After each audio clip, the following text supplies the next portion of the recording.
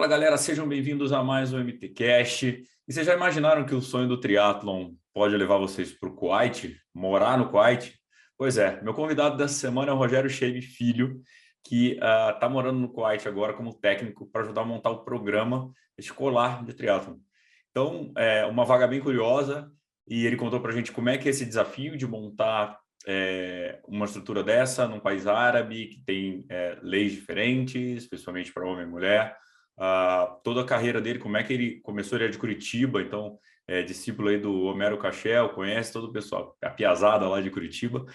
Então ele contou um pouquinho dessa carreira dele, por que ele escolheu e por que ele topou uma aventura como essa de morar no Kuwait, a dificuldade, a família dele ainda não conseguiu ir por causa de burocracia de visto, enfim. Então um papo muito legal sobre aonde o teu sonho pode te levar e o que o esporte, e o quão universal o esporte pode ser. Bom, antes de a gente começar o episódio, eu quero fazer um agradecimento ao Michel Bogli do Endorfina, que fez a ponte com o Rogério, mandou mensagem indicando. Então a gente falou do Michel no finalzinho do programa, tinha colocado na pauta para falar no começo, acabou que na emoção a gente pulou essa etapa. Estou agradecendo aqui ao Michel e, claro, falar também do patrocinador. Então vocês já sabem que no Mundo Tri a gente tem uma seção de descontos, então tá lá no Instagram do Mundo Tri, tem vários descontos, então tem rolo em promoção, tem suplemento, tem seguro de bike, tem tênis, tem aluguel de carro, enfim, tem uma infinidade de produtos que a gente tem ali que tem descontos muito especiais para vocês. Então, vai comprar alguma coisa? Dê sempre uma olhada lá na nossa seção de descontos, que vocês com certeza vão achar bons negócios, economizar e ajudar também o Mundo Tri. Fechado? Então, bora para o episódio, conheçam mais a história do Rogério Sheib.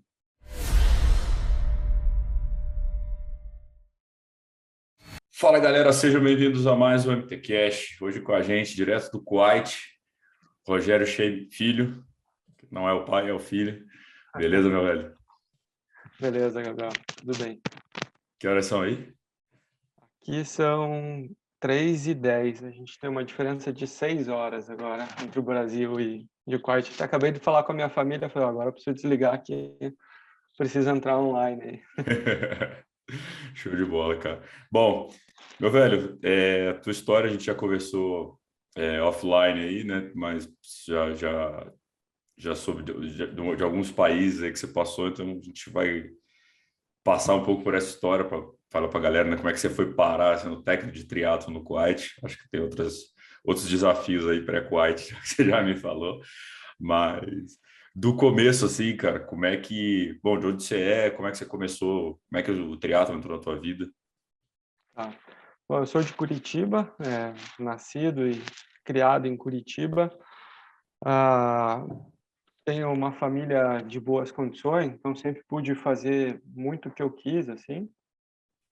E eu tive uma infância, assim, um pouquinho, vamos dizer, gordinho, como muitos aí, né, que eu já ouvi falar até de alguns entrevistados teus, lá de Curitiba, hoje, o Felipe Santos, falaram a mesma coisa. Ah, mas a diferença é que eles foram virar atletas profissionais e eu nunca fiz isso. Ah, e eu fazia corrida de aventura, fiz muita corrida de aventura e sentia muita dificuldade na época em me manter treinado com a corrida de aventura. E fazia ultramaratona, era bem, eu com 18 anos já fazia ultramaratona, gostava muito, fazia viagem de bike, tudo. E uma vez uma amiga minha que tinha o marido dela era um técnico de triatlon, me me sugestionou de fazer um triatlon para ver qual era. Ah, vamos fazer. Aí fiz um sprint em Santos, que foi o primeiro triatlon, eu já tinha feito alguns aquatlons, isso há 20 anos atrás. Fiz um sprint em Santos e, pô, perto do que eu estava acostumado a fazer das provas de longa distância, eu falei, cara, vou morrer nesse negócio, não gostei, não gostei. Só que dali foi indo, né? A gente foi para o Chile 2 vezes de carro, competir em Pucón, fomos de Curitiba a Pucón, no Chile, 2006 e 2007, por viagens memoráveis. Eu sempre tive uma performance melhor na longa distância do que na curta, porque vinha desse background de fazer provas longas, longas, longas, longas. E eu sempre, pô, me questionava como é que era isso de treinar, por que fazer assim, por que fazer assado. E na época estudava biologia, me formei em biologia, comecei um mestrado em gestão ambiental, mas me decepcionei, assim, eu trabalhava com a gestão ambiental e trabalhar com o meio político era muito ruim no Brasil, né? Não sei como é que tá hoje, mas me decepcionei e logo engatei educação física, fiz educação física e não parei mais, né? Basicamente foi o começo técnico, digamos, foi esse. Mas a tua ideia era aplicar isso para ultradistância ou já era o triatlon mesmo que estava na cabeça? Ah, cara, para ser bem sincero, eu me apaixonei pelo triatlo, mas eu pensava mais, assim, na época, achava que eu ia acabar trabalhando mais com o pessoal da ultradistância. Porém, eu não me recordo quando foi meu primeiro curso da ITU, da ITU não, desculpa, da CBTRI, eu acho que foi 2013 ou 2014. Eu comecei a entrar mais em contato com o pessoal das curtas distâncias e em 2013, não, foi 2013, porque daí em 2013 eu entrei no site da CBTRI e tinha lá um anúncio de um curso da ITU no Suriname, com uma possibilidade de bolsa da Solidariedade Olímpica e era uma vaga para o Brasil. Falei, pô, vou me inscrever, mas na época eu estava começando a carreira de treinador. Mas vou me inscrever, mas acho que não vou, né, cara? E, pô, recebi o e-mail me convidando que eu tinha sido o único inscrito. Beleza, fui. Aí, pô, a internet na época estava começando ainda, essa parte de você procurar bem o Booking.com ou esse Uhum. site de busca. Aí eu falei, cara, como é que eu chego no Suriname agora? Não fazia a mínima ideia como é que eu chegava no Suriname. Daí entrei em contato com uma agência de turismo, eles me deram apoio, fui para o Suriname e fiquei lá uma semana e meia, mais ou menos. Porque chega antes, aí tem o curso, daí não tem voo para voltar no dia que termina, enfim. Fui para o Suriname. E ali, pô, ali deslanchou, sabe? Porque comecei a ser mais conhecido do pessoal do meio da antiga ITU, né, o World Triathlon hoje, e bastante contato com a própria CBTRI, fazendo os cursos da CBTRI nível 1, nível 2, e ali que deslanchou e eu comecei a enxergar o triatlon das curtas distâncias de uma maneira diferente, assim, me atraiu mais, assim, porque é, ma, é mais desafiador, tá? É mais, Uhum. assim, por raciocínio, para você querer fazer o negócio é mais é mais difícil, vamos dizer, para um treinador ter o resultado, porque o resultado ele é 10 segundos, 5 segundos, ou você está dentro ou você está fora, acabou, não tem. Então os ajustes são muito mais delicados, né? E nessa do Suriname, você chegou. Como é que foi a experiência no Suriname, cara? Você chegou a vivenciar triatlon lá ou foi mais essa. Tinha um time lá, tinha equipe, alguma coisa? Cara, assim, ó, por que existem esses cursos nesses países, né? Inclusive, Estados Unidos é assim, o Kuwait é assim, aqui o Oriente Médio é assim, o Suriname é assim, muitos países do Caribe ali são assim. Eu não sei quais são todos, né? Porque isso é Uhum. legislação. Diferente do Brasil, você não precisa ser formado em educação física para trabalhar com o esporte. Você faz um curso na área e pronto. E dá uma diferença muito grande. Eu vou falar mais para frente, eu já fui para a Coreia também, Uhum. mas dá uma diferença muito grande. A gente, o brasileiro, cara, a gente tem um nível técnico muito melhor falando a nível de treinadores. Tá? O nível básico a gente tem por passar por uma universidade. Ah, eu tenho um questionamento meu interno, que eu acho que a faculdade de educação física, ela peca muito no treinamento esportivo. Por quê? O treinamento esportivo é uma coisa exclusiva nossa. Ninguém mais no Brasil pode trabalhar com treinamento esportivo. E a gente não desenvolve essa ferramenta tão bem dentro da faculdade. Eu aprendi muita coisa na, na, nos cursos de treinadores que poderiam ser melhor desenvolvidas para a gente ter uma base um pouquinho melhor. Tá? E você comparar o brasileiro com o pessoal que está fora, quando eu fui ao Suriname, tinha gente de Porto Rico, do Suriname, de vários lugares. Uhum. Cara, a gente tem um nível melhor, é melhor do que se vê fora, né? Então, essa ida para o Suriname, então, me abriu também portas para fazer os cursos seria a Confederação Americana de Triatlon, que hoje é gerida pelo presidente do Uruguai também, né, da Federação Uruguaia, ele que é o presidente da Confederação Americana de Triatlon, e o curso da Confederação Americana de Triatlon, ele é o curso da Federação Mexicana de Triatlon, que é um curso também validado pela World Triathlon. Eu tenho os 3 níveis, né? São 3 níveis. O nível de entrada, digamos, seria um ativador ou a nível de clube, daí eu trabalho já com um age group ou para desenvolver o esporte mais sério e o alto rendimento. E eu tenho esses 3 níveis também. Também conheci gente da América inteira e você vê a diferença de nível quando você compara com o brasileiro que tem que passar por uma universidade para poder trabalhar com triatlo. Então, nós temos material humano, tanto de atleta quanto de treinadores, para sermos uma potência futuramente, né? Eu acho que o Brasil tem tudo para colher esses frutos em um período médio de tempo aí.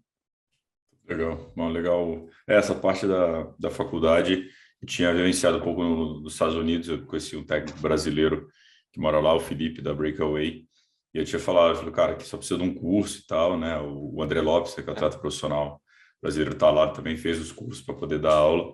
Eu achava curioso esse caso, né, de você não precisar ter a faculdade, né? Você ter só um curso, né? Entre aspas, né? Você tem outras responsabilidades legais, né, de dar aula, aplicar, né? Não é simples assim, né? E aí, quando você voltou do Suriname, o que você fazia no Brasil? Você trabalhava no Brasil já com... Eu comecei a minha assessoria, né? Eu tinha uma assessoria pequena, né? Eu lembro, assim, comecei com um alunozinho ali, foi indo, mas o meu objetivo nunca foi ser, assim, essas assessorias que tem 400 alunos, 100 alunos.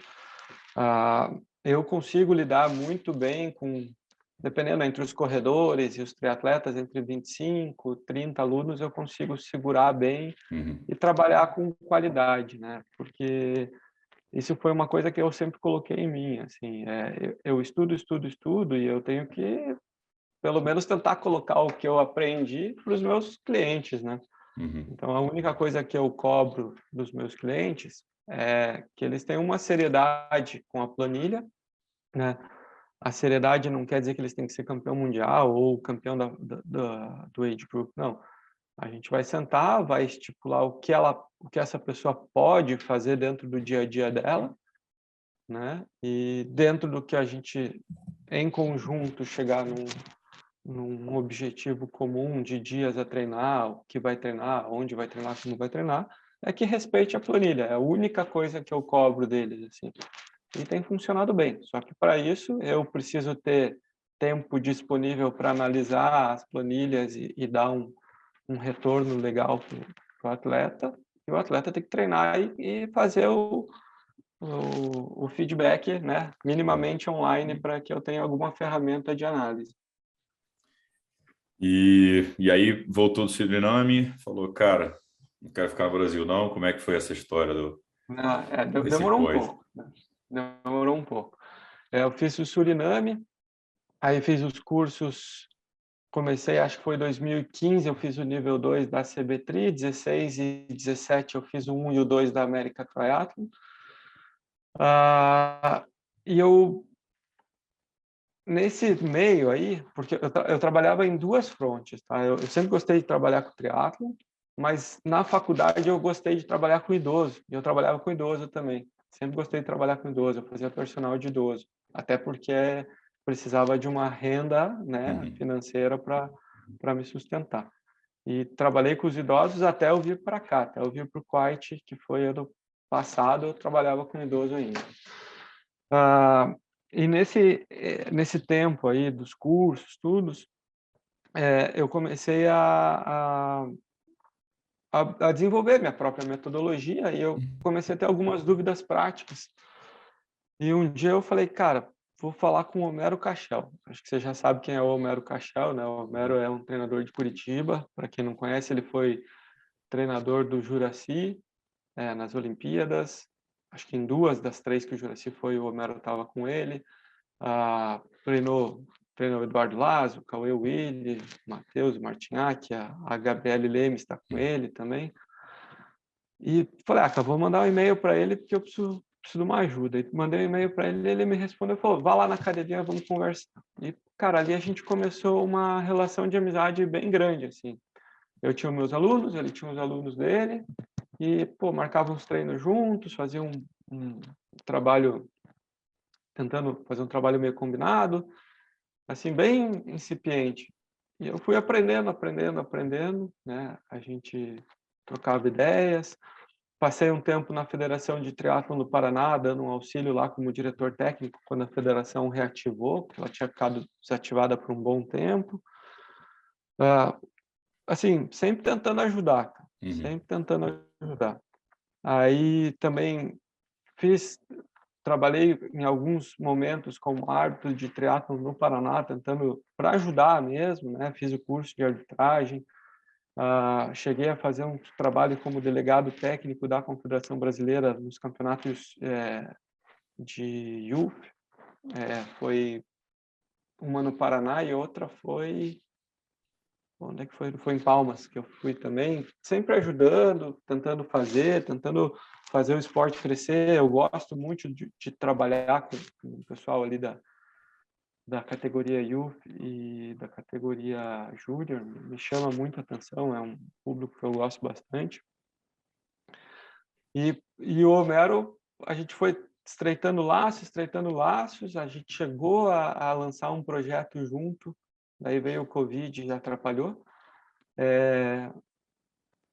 E sempre, cara, sempre tentando buscar fazer um trabalho bem diferenciado, cara. Uma coisa assim que eu já tinha na minha cabeça e o Homero me ajudou muito a aprumar esse tipo de raciocínio, assim, né? De você não simplesmente passar um treino, mas você saber o que você está fazendo, explicar para o cliente o que ele está fazendo, por que ele está fazendo, por que fazer assim, por que não fazer assim. Muitas vezes até o próprio atleta te dá um feedback e você vê que você errou, né? Você assumiu o erro e melhorar, né? E assim foi indo. Em 2018 daí, né? Com toda essa, vamos dizer, uma pequena bagagem, me surgiu a oportunidade daí de dar um passo um pouquinho maior, que foi fazer o nível 2 da ITU, na época, na Coreia do Sul, que era um programa que eu acho que acabou, tá? Era um programa do Comitê Olímpico Coreano. Eles investem num esporte, não sei porquê, eles investem uma grana, assim, num esporte lá, para desenvolver o esporte nos países em desenvolvimento. E eu acabei sendo selecionado para ir para lá fazer o curso nível 2. De treinador de triatlon. E ali eu conheci gente, cara, do Líbano. A gente chamava eles de russo, eles ficavam bem loucos, mas russo, ucraniano, Bielorrússia, aquele pessoal de lá também a gente conheceu. Foi uma experiência muito legal mesmo. E até essa experiência me trouxe para cá, mas é um segundo passo aí, não vou adiantar, porque senão eu me perco no raciocínio aqui. E fui para lá, né? E até uma coisa que todo mundo me pergunta é como é que eu consegui construir essa carreira de cursos, né? Cara, foi querer, né? Eu fui o único a querer ir para o Suriname, né? Os níveis 1, para quem é profissional de educação física, professor formado, os níveis 1 de qualquer confederação, de qualquer tanto da brasileira, da Confederação Americana, da ITU, são extremamente simples e fáceis, mas para você fazer o 2, o 3, tem que fazer o 1. Então, eu quis seguir essa carreira e, né, estou conseguindo começar a colher os frutos dela, né, depois desses quase 10 anos aí de início nos cursos. E na Coreia, quanto tempo você passou lá? Esse curso tinha parte prática também ou era mais essa vivência? O da Coreia, eu fui a gente teve, acho que, eu não me lembro exatamente, mas teve uns entre 4 e 6 meses de trabalho online. Toda semana tinha que fazer alguma coisa online. E na Coreia a gente ficou, cara, quase 2 semanas, porque assim, para chegar no Brasil da Coreia foram quase 30 horas. Uhum. Aí chega gente do mundo inteiro. Então a gente chegou, eu lembro que no primeiro dia não teve curso, mas no segundo dia já teve curso. Só que eu tinha 12 horas de jet lag, né? De Uhum. diferença horária. Então, cara, foi um terror, assim, porque eu lembro, eu dividindo o quarto com o Eduardo Ramos, que é um amigão meu que também trabalha com triatlon lá de Porto Alegre. Pô, eu lembro que eu acordei 3:30 da manhã, eu olhei pro lado e o Eduardo tava no computador. Mas acordei, cara, acordado, assim, tipo, Uhum. eu tinha ido dormir às 11 da noite, 3:30 da manhã eu tava acordado. Eu falei, cara, e agora?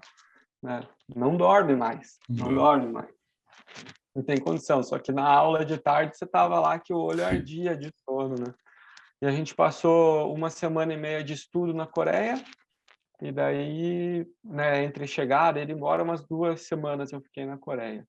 E o mais louco é que, assim, como eu falei, foi um programa do Comitê Olímpico e da Federação da Coreia, tudo de graça. Eu não paguei o curso, eu não paguei as passagens, eu não paguei a hospedagem, não paguei a alimentação, eu não paguei nada, nada, nada, Caramba. nada. Foi uma sorte aí, né? Eu sei do Brasil quem tem os cursos, talvez eu esqueça alguns nomes, mas quem eu sei que tem os cursos da Coreia, eu, o Eduardo, a Elinai de Santa Catarina tem, o Beto se eu não me engano, é da Bahia, Sim, sim. são as pessoas que eu lembro, assim, né? Então, que conseguiram é, ter poxa, um bom incentivo, né? E eu já apaixonado pelo esporte, né, dentro das distâncias olímpica e sprint, depois de tudo isso, cara, eu, assim, sou mais apaixonado ainda e eu tenho uma coisa comigo que eu ainda preciso, de alguma maneira, devolver isso para o esporte. Não sei como, isso não surgiu ainda na minha cabeça, mas de alguma maneira eu preciso devolver isso para o esporte, porque eu ganhei muita coisa com isso. Há quantos anos agora? Estou com 38. Ah, dá tempo, tem tempo para Dá devolver, né? tempo, dá tempo. E, e, cara, o que que te chamou a atenção, assim, quando você vai num curso desse, que tem gente do mundo inteiro, num esporte que, de certa forma, ainda é novo, né? O triatlon tem pouco tempo. O que que te chamava a atenção, assim? Tinha país que você fala, cara, esse cara tá muito à frente, esse cara tá muito atrás, ou, enfim, não sei, curiosidades, assim, que você foi Sim, descobrindo. Eu acho que hoje a galera fala, talvez, muito da Noruega, como se fosse um acaso, e não é um acaso, a gente sabe que trabalho, principalmente de alto rendimento, trabalho de 10, 15 anos, que já começam a render frutos depois. Já tinha alguma coisa nesse sentido que te chamava a atenção de alguém ali? claro. Olha, o que chama a atenção muito assim, como eu já falei, nós brasileiros, comparado ao resto do mundo, somos muito bons, tá? A gente tem né, uma população para retirar atleta que é enorme. Então, por exemplo, eu estou no Kuwait. Kuwaitiano mesmo, nativo daqui, se eu não me engano, eles estão em torno de 3 milhões de pessoas, tá? No total, eles têm coisa de 5 milhões, contando com os expatriados. Então, se você tirar de 3 milhões, pô, é bastante gente, mas o Brasil tem 250 milhões, né? É muito mais É. fácil se tirar alguma coisa aí. Ah,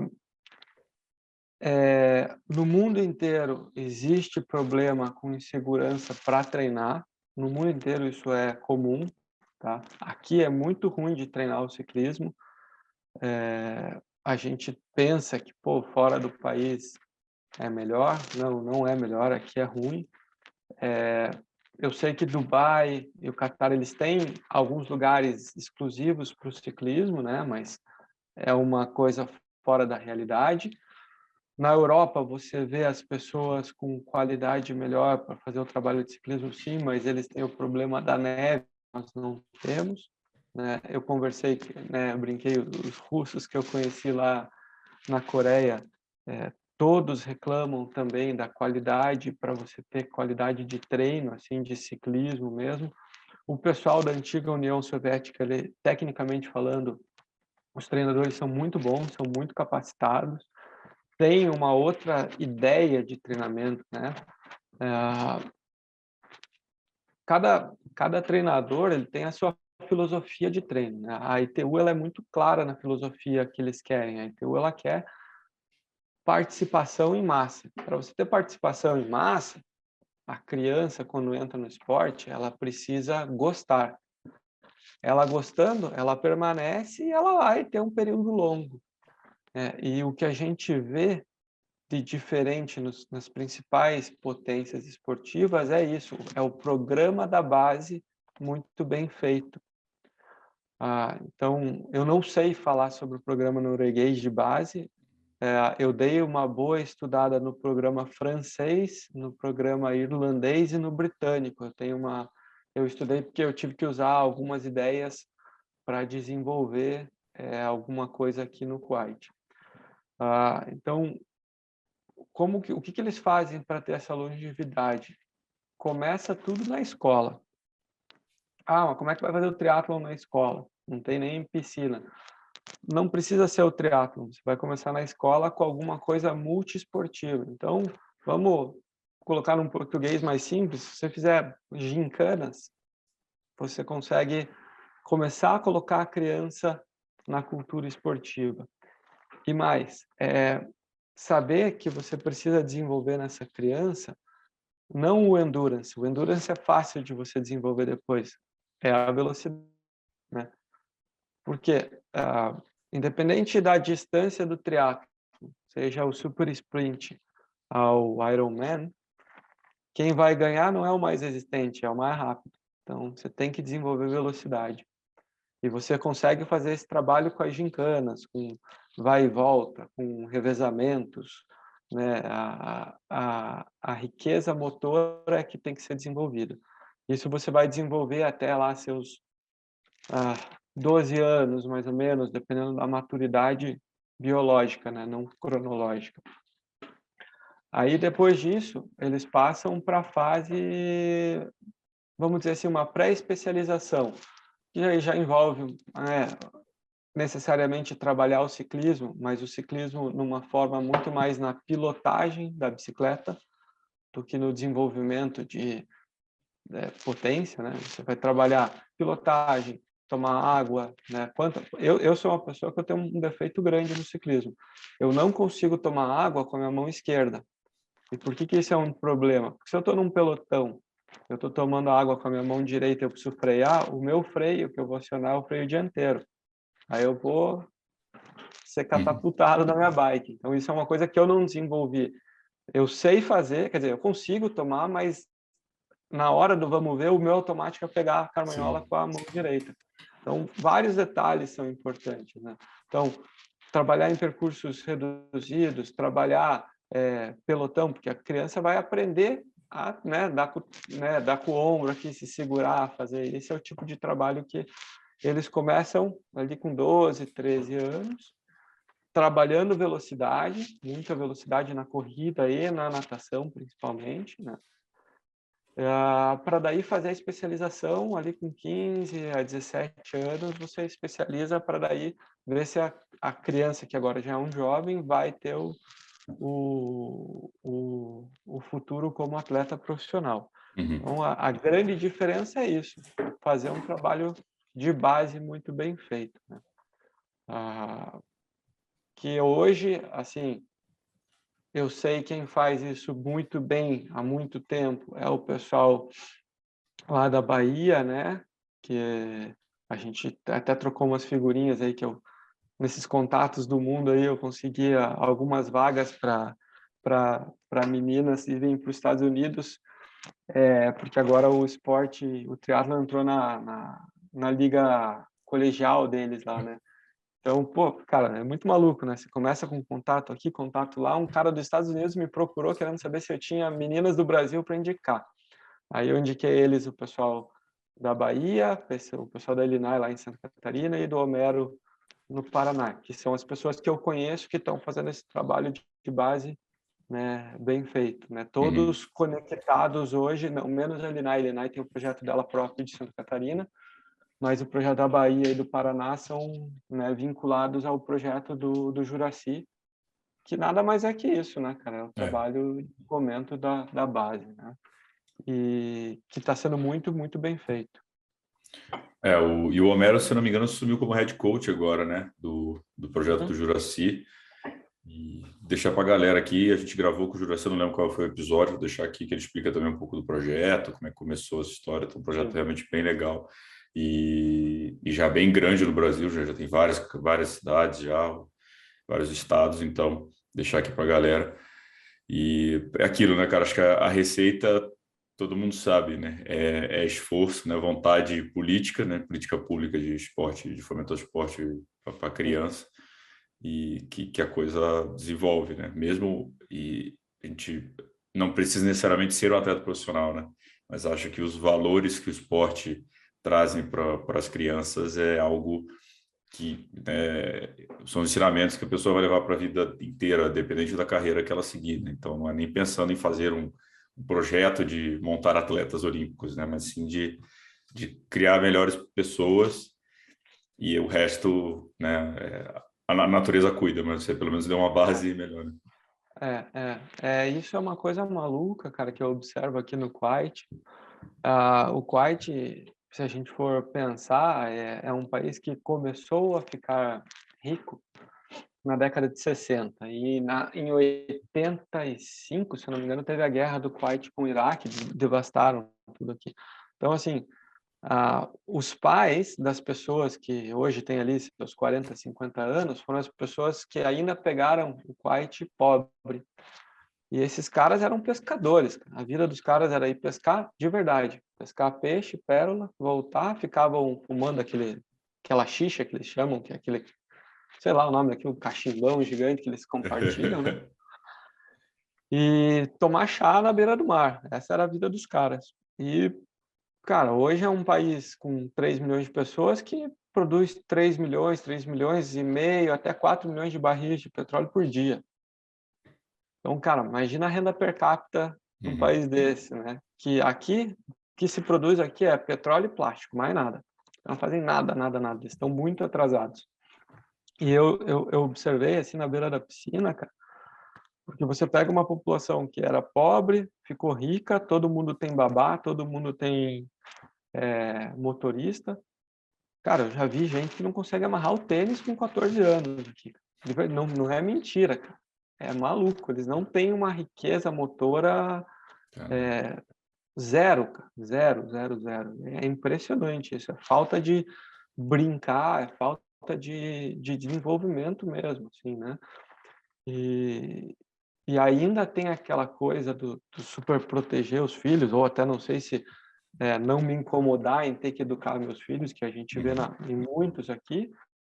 Eu já percebi que você não pode engrossar muito com os pais, não, cara, porque daí os caras ficam bravos com você e vão pegar a tua caveira. É duro.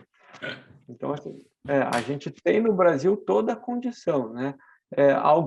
Claro que existe sempre o que melhorar. Eu tenho uma opinião, e daí é uma coisa que a CBTRI tem que pensar futuramente, que a gente tem que regionalizar o campeonato brasileiro, porque, cara, pô, eu moro em Curitiba, eu em 2000 e, acho que 18 ou 19, a gente correu algumas etapas do Campeonato Brasileiro com os alunos.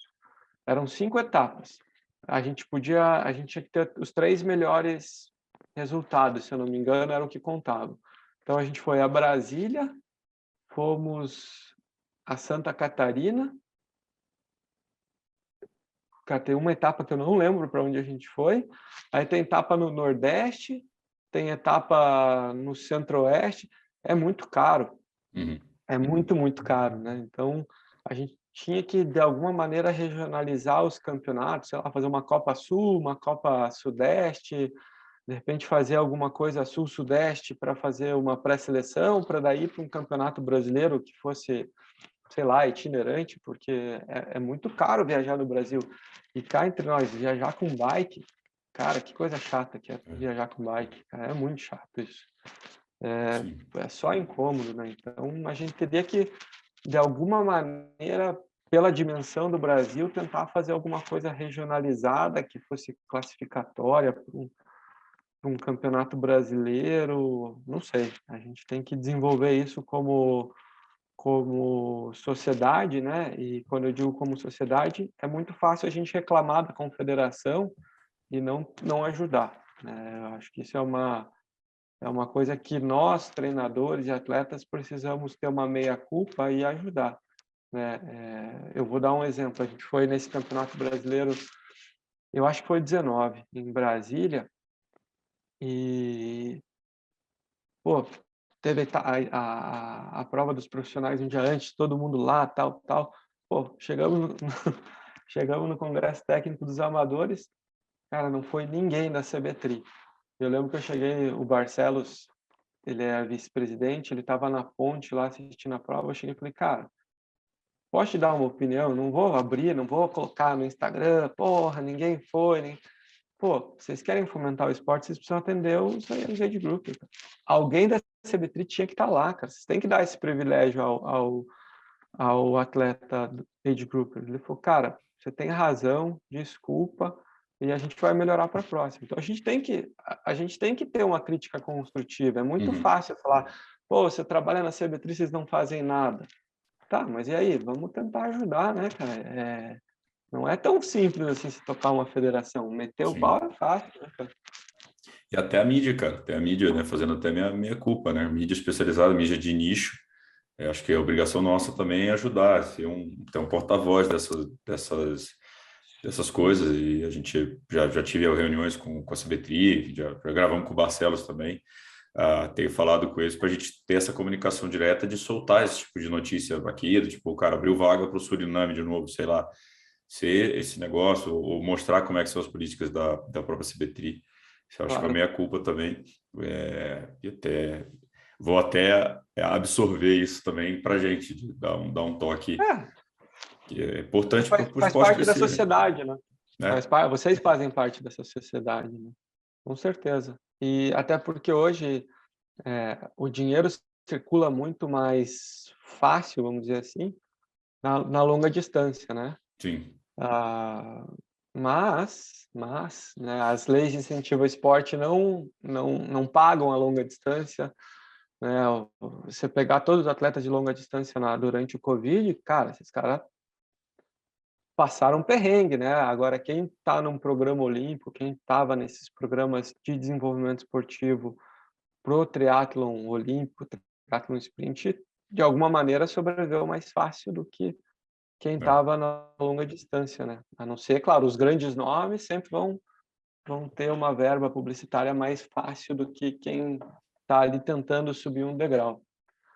Então, eu acho que a gente tem que cuidar um pouco melhor da base, né? Isso, né? Por exemplo, sei lá, toda prova de longa distância que fosse Ironman ou não Ironman poderia lançar uma prova pequena, né?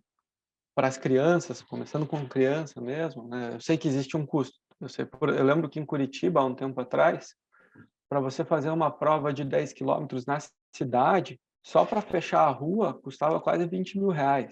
Então, pô, não tem como, né? Sei que não tem como, mas tentar fazer alguma coisa Uhum. que tenha um custo reduzido, que dê para fazer, de repente, depois da prova, fazer alguma coisinha, não sei. A gente tem que tentar, né, matutar aí para tentar tirar boas ideias e tentar fazer dentro das nossas dificuldades o melhor possível. Eu tenho aqui, bom, estou em São Paulo, né? A Federação Paulista, que eu já fiz a prova, tem que mandar um abraço pessoal, o Richard e o Gustavo Abad. Eles têm uma organização de prova, Blue Series, que eles fazem.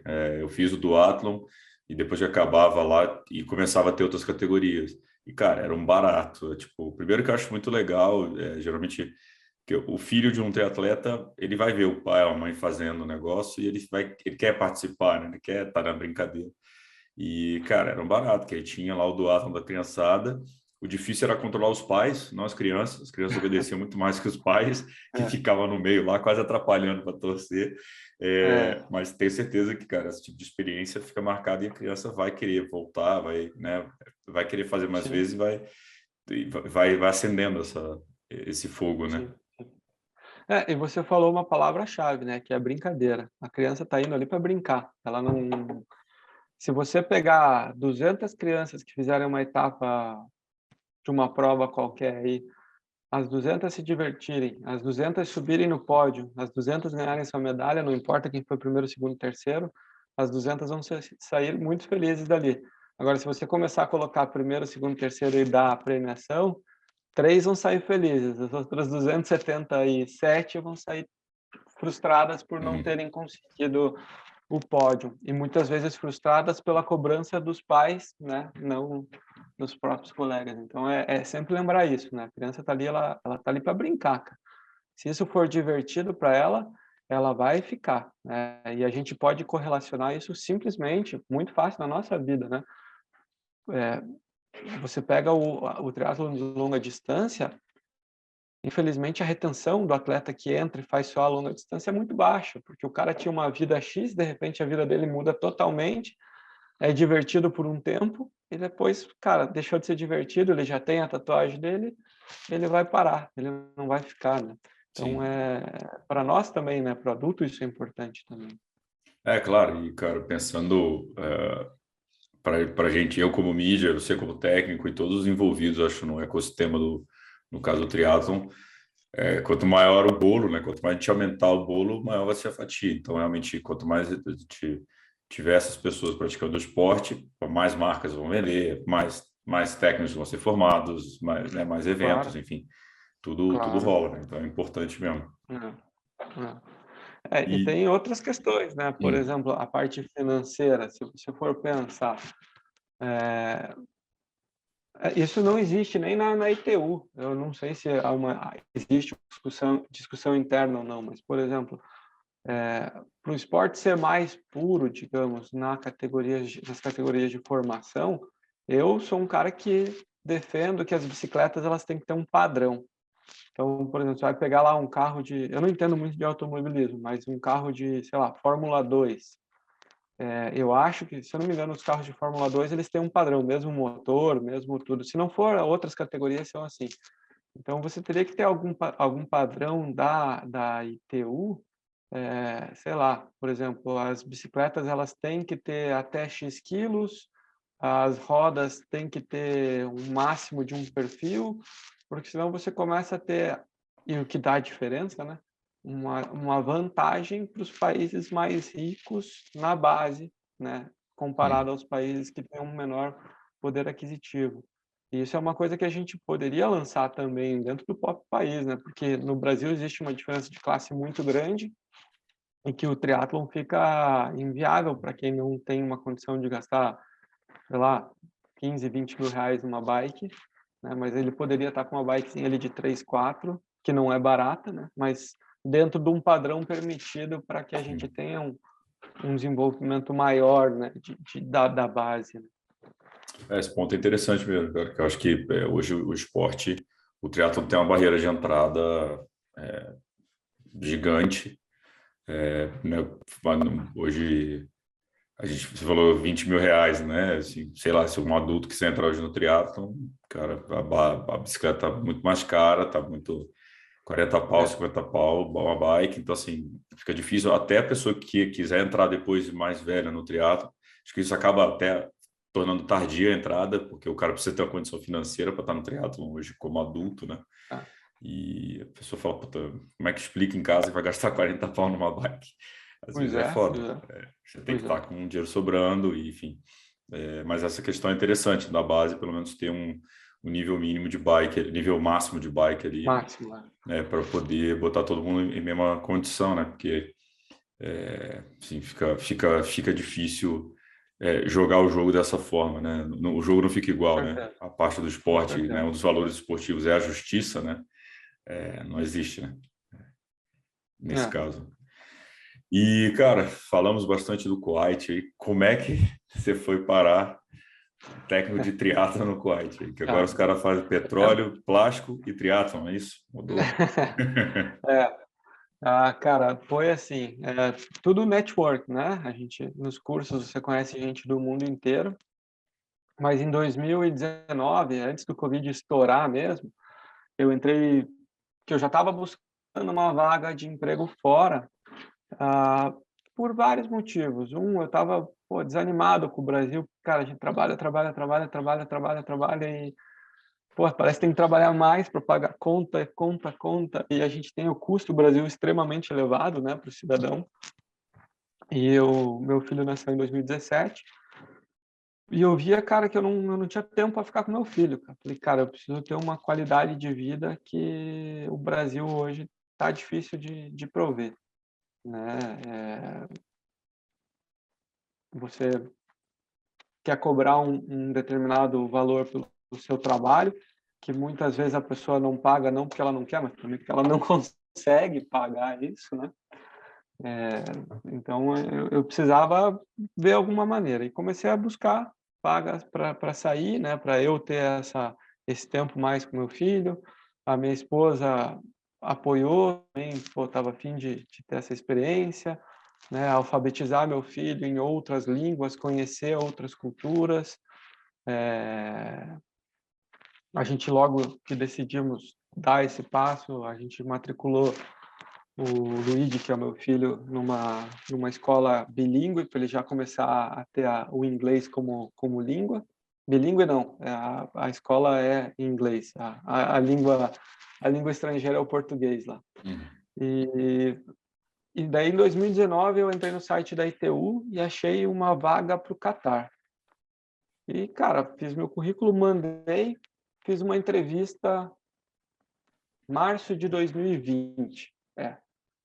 Só que daí o Covid já estava um pouquinho estourado e eu fui bem na entrevista. Sabe quando você faz um negócio e fala, cara, a vaga é minha, Uhum. essa vai ser minha. E do mesmo jeito que os caras vieram, eles sumiram, cara, sumiram. Aí, em março de 2021, os caras mandaram do nada, assim, eu comecei, Rogério, a gente precisa fazer uma entrevista com você porque, cara, a gente quer você. Tá bom. Fizeram uma segunda entrevista, cara, sumiram de volta, os caras desapareceram. Aí eu falei, cara, que maluco, né, cara? Aí, em junho, mais ou menos, eu conversei com um contato, que foi um dos meus, eles chamam de facilitador, mas um dos professores da ITU. Falei, cara, tô procurando, tipo, o Qatar me chamou, tal. Eu falei, cara, eu vou ver aqui. O cara me mandou essa oportunidade no Kuwait. Aí, o que me pegou no Kuwait foi, cara, o desenvolvimento do projeto escolar. Falei, cara, é isso que eu quero fazer. Então, vamos para o Kuwait. Aí eles me contrataram em junho. Aí, para eu conseguir vir para o Kuwait, demoraram quase uns 4 meses por causa do Covid. A situação fechava o país e não sei o quê, e vai. Em junho do ano passado, eles me contrataram. Aí, quando eu recebi a passagem para vir para o Kuwait, que eu vinha na semana seguinte, os caras do Qatar me ligaram de volta. Queremos você pode ir? Eu falei, cara, você chegou atrasado. Fechei com o Kuwait, estou indo para o Kuwait, né? Aí, vim para cá, cheguei aqui em outubro do ano passado, mas desde junho eu já trabalhava no desenvolvimento do projeto, do Uhum. Brasil mesmo. Aí estou aqui há basicamente trabalhando com eles há basicamente 1 ano e 1 mês, mas estou aqui há 9 meses, né? E como o Qatar também foi muito demorado para me contratar, cara, e eu já falei para você, eu acho que o jeitinho brasileiro nasceu aqui. Eu estou aqui há esses 9 meses sem minha família, quase maluco já, porque algumas burocracias de documentação estão me atrasando a vida aí, cara. É tenso, assim. Eu já pedi demissão 2 vezes, eles não aceitaram. Então, pelo menos é sinal que o trabalho é bom, né? Cara, como é que foi assim esse começo de chegar? Não tinha nada, é para montar o projeto. Como é que é esse projeto escolar deles? Até Tá. para a gente talvez roubar um Bom, pouco dessas ideias, né? cara, eu dou. Para a CBTRI eu dou, cara. Isso é uma das coisas que eu preciso fazer em volta da CBTRI, porque também faz parte de eu ter ajudado a CBTRI, ter tido alguns votos de confiança para eu construir meu currículo. Sento com eles, a gente precisando, pô, o Milazzo é um cara 10 dentro da CBTRI, o trabalho dele é muito bom. Cara, o projeto é bem simples, cara. É trabalhar a educação física nas escolas públicas, desenvolvendo essas bases do triatlon que eu comentei anteriormente. Então, algumas coisas como gincana, trabalhos de agilidade, motricidade, e muita velocidade, né? Até a uma determinada idade, depois ir passando isso já para natação, ciclismo, né? Dinheiro existe, muito, tá? A verba é fácil de arrumar. O que impede, cara, assim, a gente já escreveu o projeto já foi, bom, o que me falaram, que o projeto já foi para o Ministério da Educação, eu não posso dizer se isso é verdade ou não, que falta essa aprovação para a gente dar o start. O que eu fiz como parte técnica? Além de desenvolver o projeto, né, eu desenvolvi já cursos para os professores de educação física das escolas. Então, são cursos de capacitação dos nortes que a gente quer seguir. Então, como você faz a avaliação da maturação biológica da criança, como desenvolver o trabalho de natação, as bases da natação, as bases fisiológicas, mas assim, muito básico, né, do treinamento para a criança, né, que não é treinamento, mas sim o jogo, né, a diversão, e mostrar que você não precisa de uma piscina para começar, né, nem da bicicleta. Você começa com corrida, de repente com uma bicicleta fazendo uma corrida com bicicleta ao mesmo tempo, né, trabalhar o desenvolvimento motor no ciclismo, que é muito importante. Então, uma das ideias que eu tive e que ainda não foram para frente, vai demorar para ir, era, aqui tem muita área de deserto, construir um bike park da federação. Todas as crianças poderiam ter a mountain bike como bicicleta principal, porque é seguro, você não vai para a rua, você está num lugar fechado, ela vai desenvolver a capacidade de pilotagem dela, frenagem, troca de marcha, andar em grupo, tudo ali num lugar seguro. E conforme elas forem se desenvolvendo e forem competir, a federação teria as bicicletas Speeds como empréstimo para elas irem competir. Assim, a ideia foi super bem aceita, mas, cara, quando passa da parte técnica para a parte de gestão e política, eu não sei como é que está isso hoje em dia, né? E por que eles resolveram fazer isso com o triatlo? Porque esse projeto só tem vários esportes envolvidos ou o triatlon entrou na lista? Olha, a ideia base, ela veio do nosso diretor técnico, que é um espanhol, é o Vicente Beltrán, que trabalha na ITU, né, que me chamou para vir para cá. A ideia é sensacional, porque aqui é diferente. Cada esporte aqui no Kuwait, a federação também é um clube e ela não pode cobrar nada para dar atividade como clube.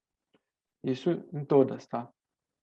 A ideia deles é fomentar o esporte. Porém, isso é complicado pra caramba, porque veja, a federação tem a estrutura física de piscina, academia, tudo que eu precisar, tem um treinador, e eu não posso, por lei, cobrar de alguém para utilizar.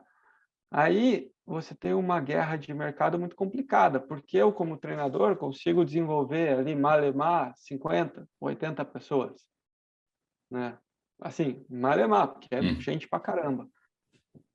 Aí, só que daí, ao mesmo tempo, eu sou um concorrente, cara, que eu não, com o setor privado, né, é injusto, é uma concorrência totalmente injusta. Então, isso é um pouquinho complexo.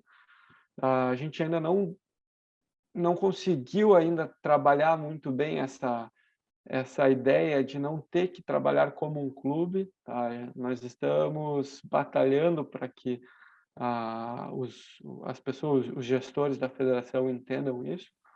Tá difícil, né? Eu até antes da gente começar, estava te falando que eu estou montando a parte de índices de seleção por tempo, porque querem ter um time nosso, então a gente vai fazer uns índices de seleção para que seja algum critério mínimo, né, para a pessoa poder entrar com a gente Hum. aqui, porque é um trabalho de graça, com tudo de graça, né, os outros lugares o pessoal tá pagando, então a gente, para ter base, para ter bastante gente, quanto mais pessoas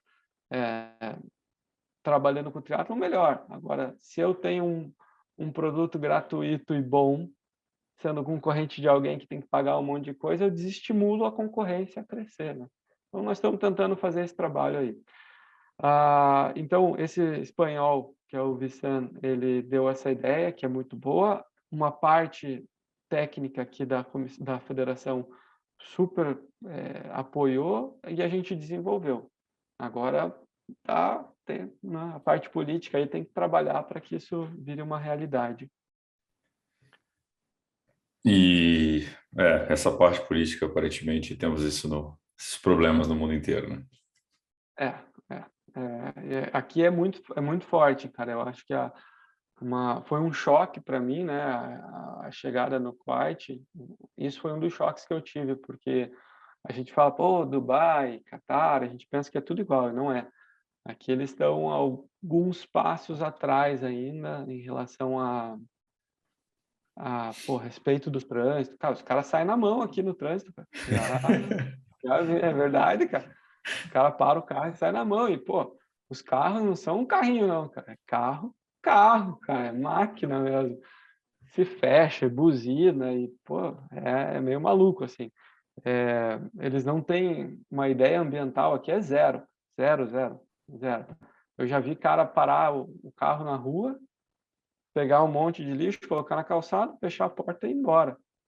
É maluco, assim. Então, a gente já está, o Brasil já está melhor do que eles nessa relação, né? Mas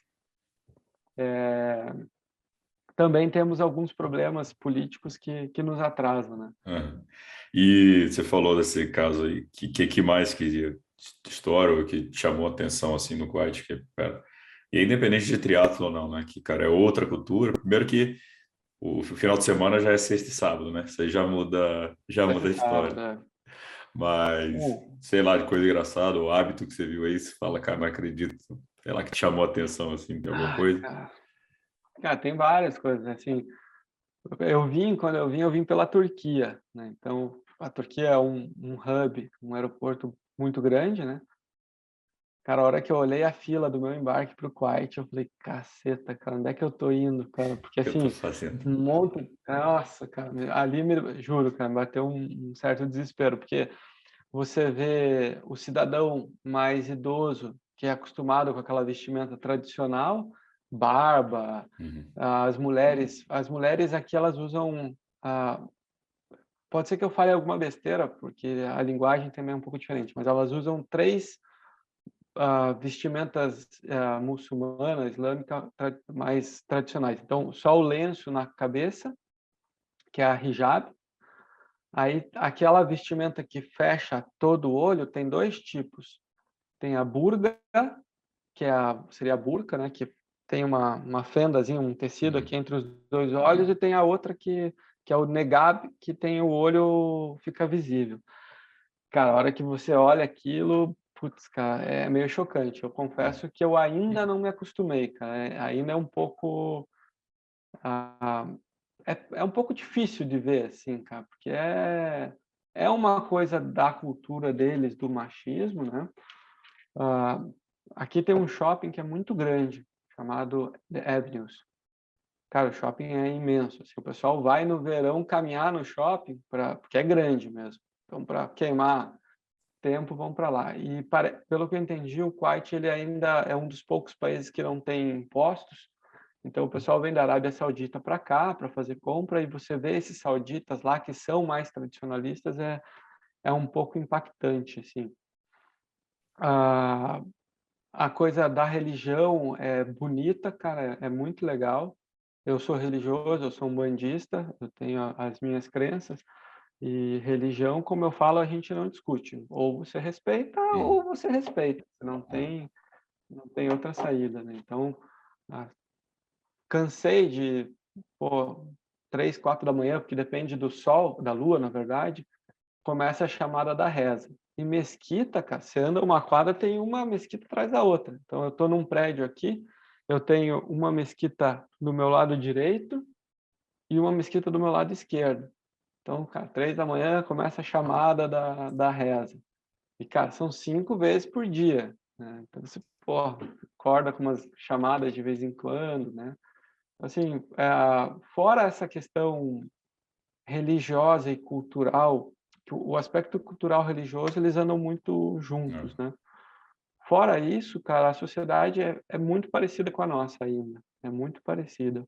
Eh, São semelhanças até bizarras, assim, cara. Então não choca tanto, não.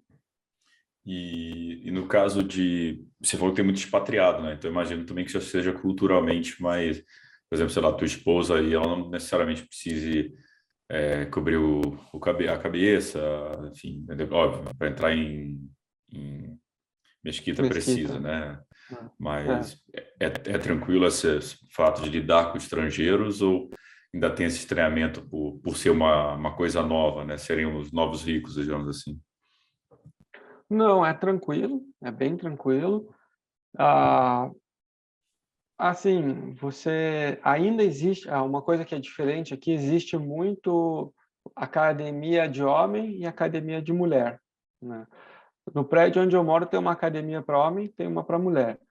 No começo, tinha umas mulheres que iam na academia dos homens, mas eu acho que pediram para elas não irem mais, eu não tenho certeza, porque nunca mais vi. Ah, então, assim, essa é uma coisa, né, porém, por exemplo, tem um clube, eh, que que é um clube privado, que eu acho que 100% dos associados são estrangeiros, né. Então, em alguns lugares, que nem nesse clube, você tem a piscina, a área da piscina que a mulher fica de biquíni, que você vai na academia mista, normal, né.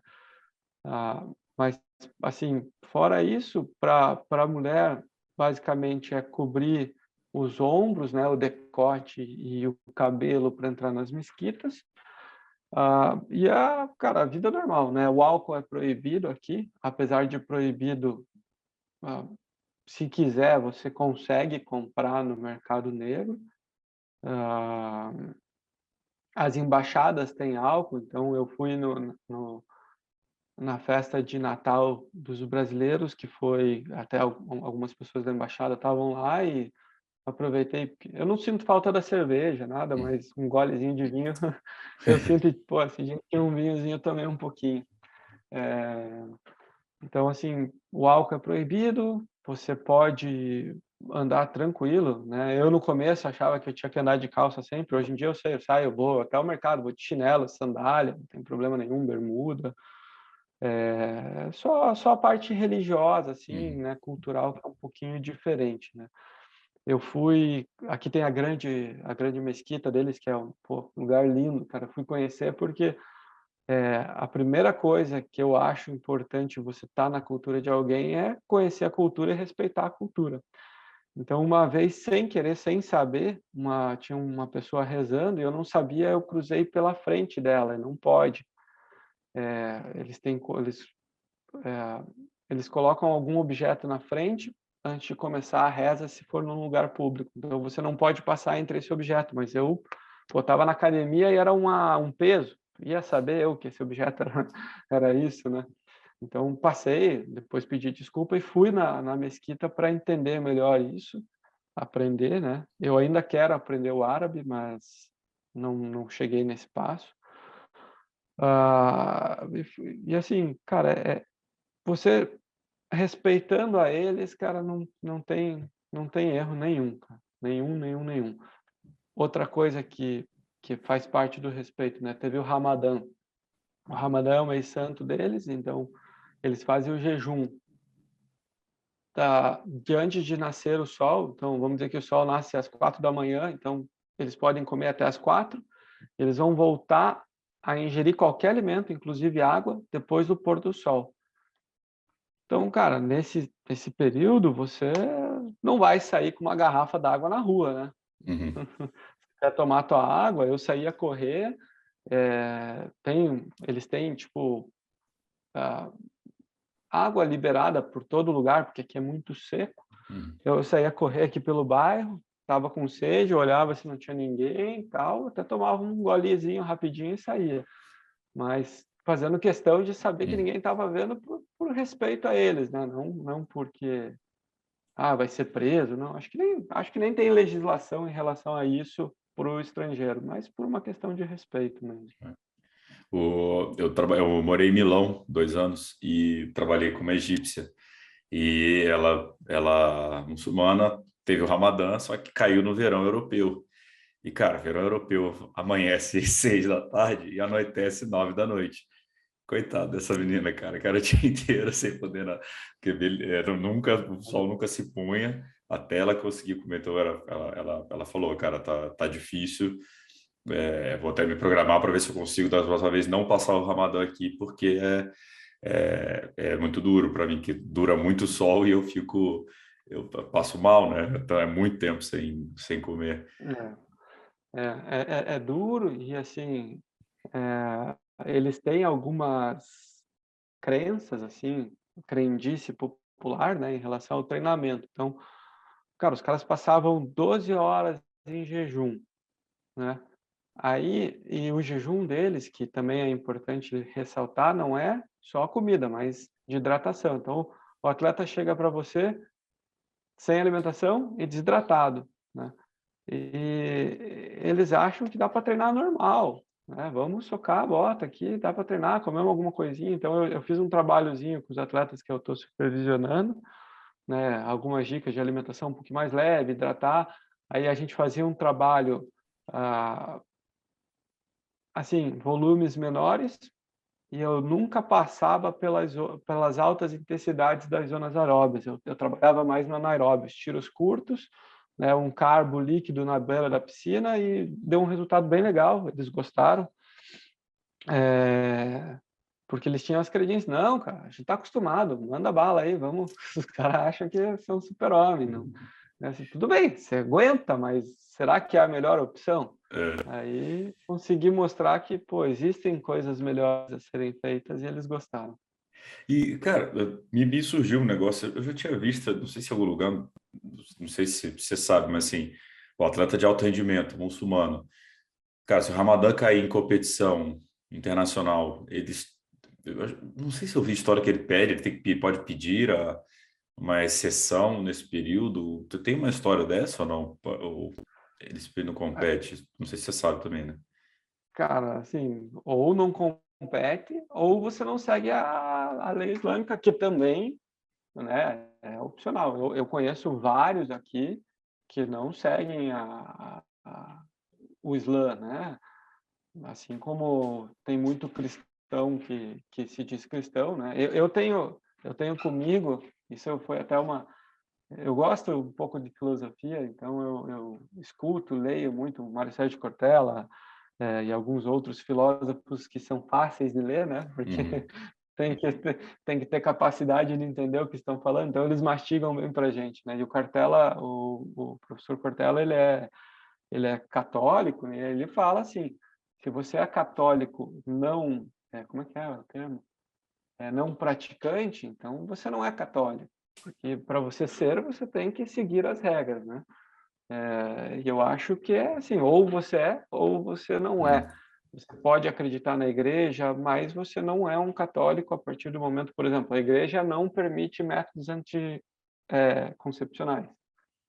Então, assim, ou você segue, ou você não segue, né? Então, não tem meio a meio, não tem o mais ou menos. E aqui é a mesma coisa, ou você é muçulmano e segue, ou você não é muçulmano, e vai competir, né? Você pode rezar, pode fazer tudo, mas se comer no Ramadã, tá errado. Você falou essa questão de rezar, né? Porque realmente eu já passei por países muçulmanos, eles rezam em qualquer lugar, né? Ele para de Qualquer hora da lugar. reza em qualquer lugar. É no jardim, praça pública, onde tiver, eles vão É, parar e vão rezar. Então, é uma coisa bem... É bem forte, né, cara, a religião, né? sim, sim. Não, e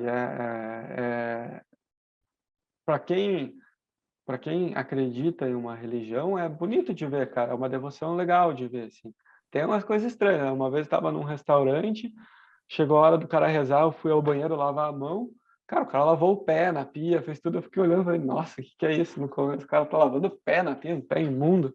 Daí não, porque eles têm que se lavar para poder fazer a reza também, né? Então, tem isso. Cara, você falou uma questão sobre né, das diferenças, principalmente com a mulher. Como é que entra isso no treinamento desportivo, né? Tudo bem, você está lidando com talvez crianças, eu não sei se tem essa separação já, mas vai ter um É. momento que vão ser tratadas diferentes, vão ter lugares de treino diferentes. Isso é uma Sim, preocupação a mais, tem que ter também aí no teu projeto? tem porque tem lugares, clubes que eles não é, misturam homem e mulher, então eles têm horários separados, tá? Ah, até uma das coisas que eu ainda não tenho resposta, porque ninguém me deu essa resposta ainda é, por exemplo, se a gente for formar a nossa equipe aqui, é, que eu vou estar como treinador principal direto, a gente vai ter que ter 2 horários, um de mulher e um de homem. No horário das mulheres, por como a gente usa uma piscina de um outro clube, eu não sei se eu vou poder estar como homem naquele mesmo momento, por causa das mulheres que estarão lá, que não são as nossas atletas. Então, eu não sei como isso vai funcionar. Ah, mas existe uma diferença grande, assim, a gente tem que respeitar, né? Você tem que ir devagarzinho sentindo, por mais que ela não use o lenço, a hijab, se você pode tocar, é uma questão de você tem que perguntar se eu posso tocar na mulher. E se ela usa hijab, a chance de você poder tocar na pessoa é quase zero, assim. Então, eu já tive que ensinar algumas técnicas de natação, algum ponto técnico que eu precisava que a mulher ajeitasse a posição do cotovelo dela. Eu peguei uma garrafa d'água, em vez de colocar a mão com a mão, né, ela colocar a mão dela sobre a minha mão, eu segurei a garrafa d'água, ela colocou a mão na garrafa, daí eu ajustei ela assim. Então, você tem que dar tem que dar uma criatividade, né? Essa mesma amiga egípcia que eu lembrei agora, que, cara, eu tava na Itália todo mundo abraça, né? Meio É, latino, né? Cara, ela no começo ela não sabia o que fazer, porque ela tentava negar, mas ela começou a ver que todo mundo fazia e ia falar com ela, era o natural, né? E, tipo, de repente, aí faz o quê? Cumprimenta com a mão? Tipo, ela começou a sentir assim, depois ela ficou mais relaxada com isso. Mas, tipo, é, primeiro você cumprimenta, daqui a pouco você, eita, pô, fiz merda. E ela ficava é, super esquisita, assim, fechada. é. Mas aí todo mundo ia fazendo nela, ela falou, cara, peraí. É muito É, doido. aí é aquela coisa, né? Ela vai ter que se adaptar à cultura, Sim, porque lá sim. na Itália a religião muçulmana não é a maioria. Então, Uhum. ela vai ter que se encaixar, como eu tive que me encaixar aqui, ela vai ter que se encaixar lá, né? Não vai querer mudar a Itália por causa dela, né? Exato. Mas e é legal, acho que cara, todo esse choque entre culturas engrandece dos dois lados, né? Você aprende, você É. vê, existem jeitos diferentes de viver e não é só você que tem a receita do bolo, né? Ah, não tem não mesmo, cara. E assim, é, é, é isso que foi uma das coisas, como eu falei lá no começo, que eu queria voar, assim, sabe? Pô, é conhecer cultura, cara, assim, é o mais legal. Pô, eu adoro viajar e eu acho que o mais legal de tudo é você conhecer culturas. Poxa, eu conheci pessoas aqui, eu tenho um assistente, ele, ele é treinador nível 1 da ITU, o Faisal. Pô, o cara sensacional, cara. O cara é policial aqui, ele é coronel. Eu não sei se ele é coronel, eu acho que ele é coronel. Ele é o segundo mais importante da SWAT do Kuwait, da polícia da Forças Uhum. Especiais da Kuwait. Ele é, ele é do time especializado em negociação de sequestro. Eu acho que não tem, mas ele é especializado. Cara, esse cara é de um coração, cara. Você não diz que o cara é policial do nível desse, assim. Pô, então, assim, é muito legal conhecer essas pessoas, né? Ah, até tem um brasileiro que também é treinador aqui, o Rafael. Ele é de São Paulo e saiu do Brasil há muito mais tempo. Ele já está morando aqui no Quite, acho que há uns 10 anos. Também, pô, me ajudou muito e ele tem uma cabeça muito parecida com a minha em relação a essa de ser aberto à cultura, né? Uhum. Você não ter os preconceitos do diferente, né? O Brasil é um país, pô, tão multicultural, cara, e ao mesmo tempo muito muito preconceituoso, né? A gente tinha que passar essa barra da nossa história e ser um país mais aberto. Isso foi uma das coisas que me fez ter o sonho de sair do país, é conhecer, né? Conhecer e poder viajar bastante. Você citou um outro ponto aí, né, que é a tua família, né? Como é que tá a história, cara? A gente tava, Putz, bom, a galera obviamente não sabe, mas a gente está tentando gravar por causa de horário e tudo, estamos é, batendo as agendas e você falou, eu vou para o Brasil, acho que vai sair o visto, volto com a minha esposa. De repente você me liga, é, cara, vamos gravar, o negócio enrolou. é. Imagino que essa deve tá sendo a parte mais complicada, né, cara? Cara, esse é o pior, porque, pô, né, meu filho tem 5 anos, então eu estou perdendo uma fase importantíssima da vida dele, né? Claro, hoje tem a internet que facilita muito, né? Mas é duro. Não é igual, né? Assim, quando eu vim para cá, o contrato dizia o seguinte: eu tinha que ficar 90 dias com um período de probatório e daí eles viriam para cá. Beleza, já era certo isso. Aí eu vim para cá, fomos dar entrada na papelada. O que aconteceu? Toda a empresa, o órgão público aqui, eles têm um cadastro na migração, tem um número lá, porque eles controlam muito a migração. Não é fácil você vir para cá, assim, o país é rico, tem Uhum. dinheiro, eles estão nem aí, cara, nem aí para turismo, migração, não querem nem saber. Ah, e quando a gente foi dar entrada na papelada, pô, eles não entendiam por que nada acontecia.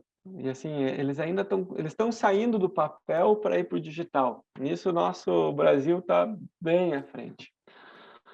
Aí, pô, não entendia, foram descobrir que sem querer o Comitê Olímpico passou o número de registro da nossa federação para uma outra federação esportiva e, cara, isso, né, melou tudo. E foi um processo de refazer tudo, tal, e faz, porque eles tiveram que mudar endereço, federação, foi um caos.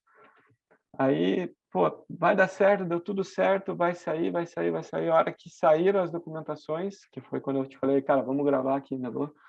A gente descobriu que meu exame de saúde tinha vencido, que é o exame de sangue, raio-x tem que fazer aqui para provar que você não está trazendo nenhuma doença.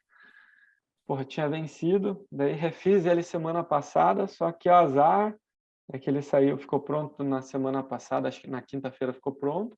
O meu azar, essa semana é um feriado religioso a semana inteira, então nada vai acontecer essa semana.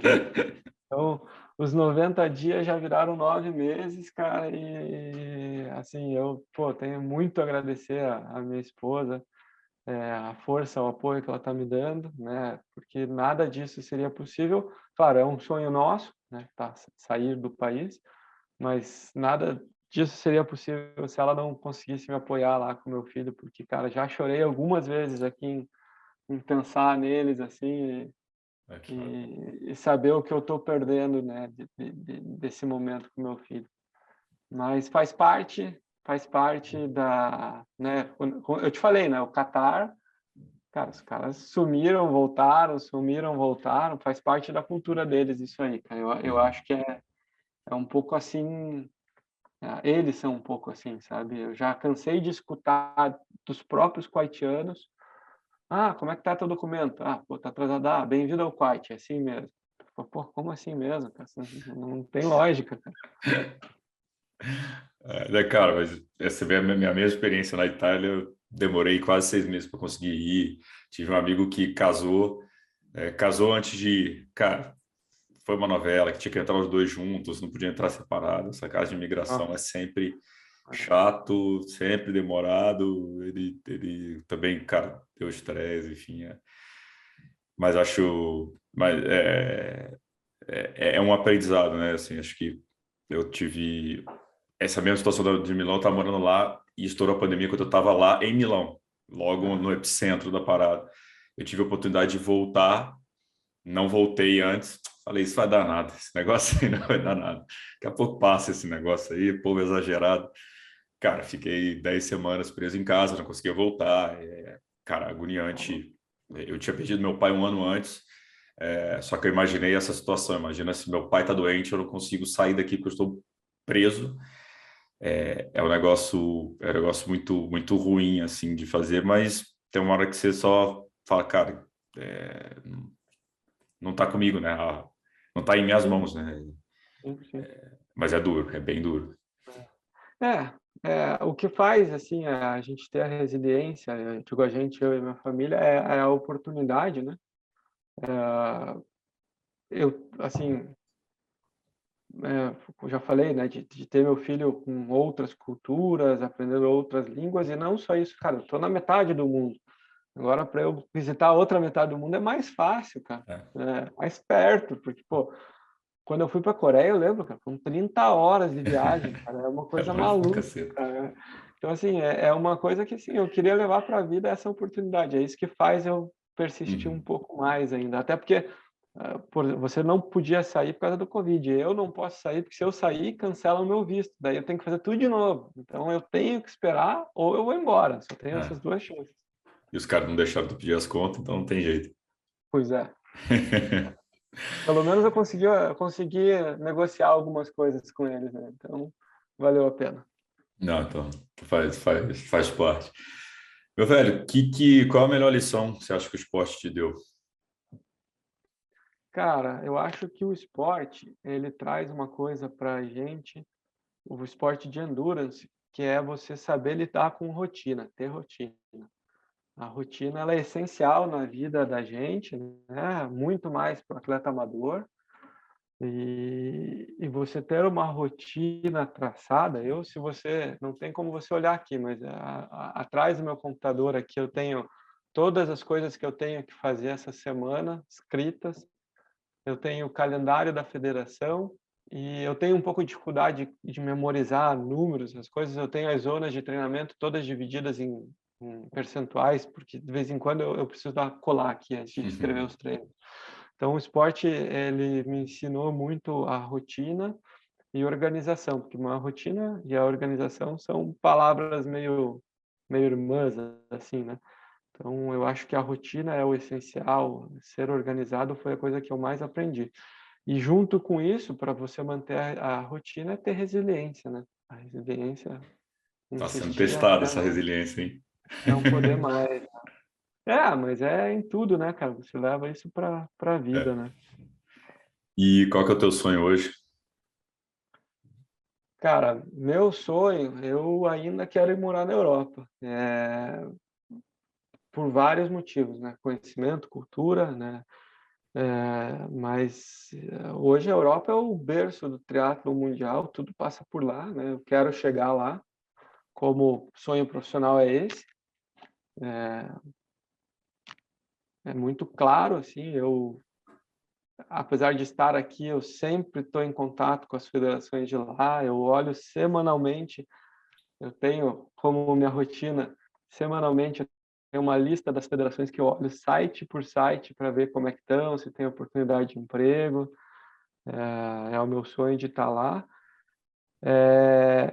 E, cara, é, aproveitar ao máximo que o triatlo ainda pode me dar e o que eu possa dar de retorno para o esporte, porque é muito legal. É muito legal. Eu gosto muito do que eu faço, cara. Eu sinto prazer em montar planilha, eu sinto prazer em dar treino e ter um, um, um atleta aprendendo algumas coisas, né? Sempre falei assim, isso eu falo abertamente. Acho que tem atletas para cada tipo de treinador e treinador para cada tipo de atleta, né? E eu não sou um treinador que faz café da manhã, barraquinha, festa junina e esse tipo de coisa. Cara, meu trabalho é o trabalho de treinador.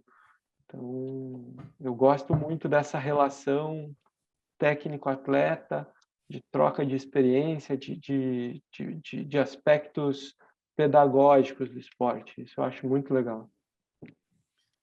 Show de bola, cara. Rogério, te agradecer pelo papo, deu certo, enfim, deu certo, Deu conseguimos certo, cara. alinhar essas agendas.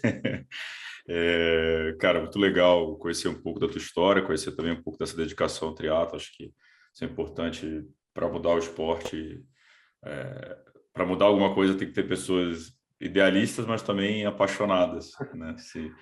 É, Tem que querer, a gente sabe que não é. Se fosse fácil, qualquer um faria, né?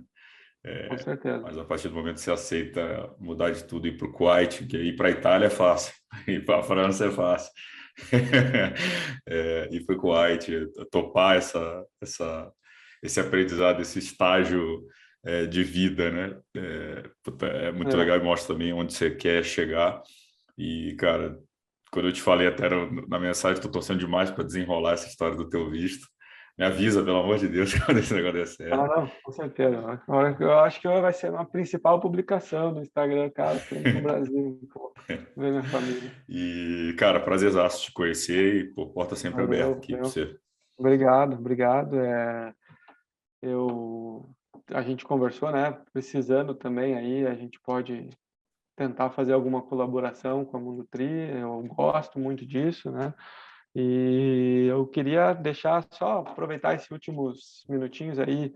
Já falei da minha família, agradecer sempre a família, mas eu sou uma pessoa extremamente grata à CBTRI. Já falei isso e acho que tenho que falar. A CBTRI claro, porque eu quis ir atrás, né? A CBTRI me ajudou no sentido de proporcionar portas abertas, né?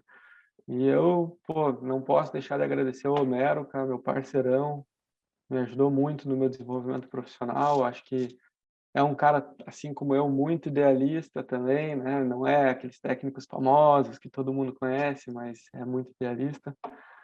E, cara, agradecer você também a oportunidade, né? O pessoal também me conhecer um pouco da minha filosofia de trabalho. É legal poder compartilhar isso. Depois, cara, te pedi o contato do Homero, que já falei com o Felipe Santos, falei com o Odd, já falei com o Juraci, o Homero já passou aqui indiretamente várias vezes, é um cara também que É, eu quero ouvir, que acho que tem muita história para contar e faz parte muito importante do triatlon brasileiro, né? Então, sim, com certeza, com preciso de certeza. O Mero tem muita história. E agradecer também ao Michel Bogli. Botei para a gente botar aqui no É, começo do episódio, esqueci. Depois eu vou gravar a introdução do episódio, eu vou falar dele. Mas foi o Michel Bogli, meu filho, que mandou uma mensagem e falou: Ó, esse doido aqui, fala com ele. O cara tá no Kuwait. Falei: não, os caras é, merecem. eu escuto os podcasts de vocês, até você me mandou a métrica, né? Eu escuto dele e um tempo atrás eu conversei com o Michel porque eu sugeri não só o Homero, mas o Catinha, que é uma pessoa sensacional também. E daí a gente começou a vir e mexe, eu escuto um podcast dele, mando um feedback para ele, pô, super legal, tal. E aí ele falou, fala com o Gabriel lá, cara, que eu acho que ele vai gostar de contar a tua história. E também falou com você. Valeu, Ah, show Michel, de bola. obrigado também. A Michel, parceiraço também, desde que eu comecei a montar o podcast, ele sempre foi. Hoje ele é um coach de podcasts, assim, quando você vai montar, pode mandar mensagem para ele, fala, cara, quero montar um podcast. Ele, cara, faz isso, isso e isso, sabe? Acho que ele não vê o que não é, né? Não é concorrência. Podcasts não são concorrentes. Você pode ouvir todos os podcasts. É, pode. E ele ajuda a fomentar, porque ele sabe, quanto mais podcast tiver, mais esse ecossistema funciona. E Sim, é a questão do bolo, né? Você aumenta a fatia, aumenta o bolo, aumenta a fatia. Então, todo mundo que sempre que precisei, ele inclusive deu entrevista aqui para mim também. Então, é um cara fantástico. sim. Obrigado, meu velho. Vamos Gabriel, falando obrigado, cara. e na Com torcida aqui certeza, para tudo dar certo logo e tá todo com mundo aí. certeza. Fechou? Fechou. Valeu, cara. Valeu, galera. Esse foi mais um MT Cash. Segue aí, compartilha, manda para os amigos. E fique ligado aí que tem muita coisa boa vindo aí. Valeu!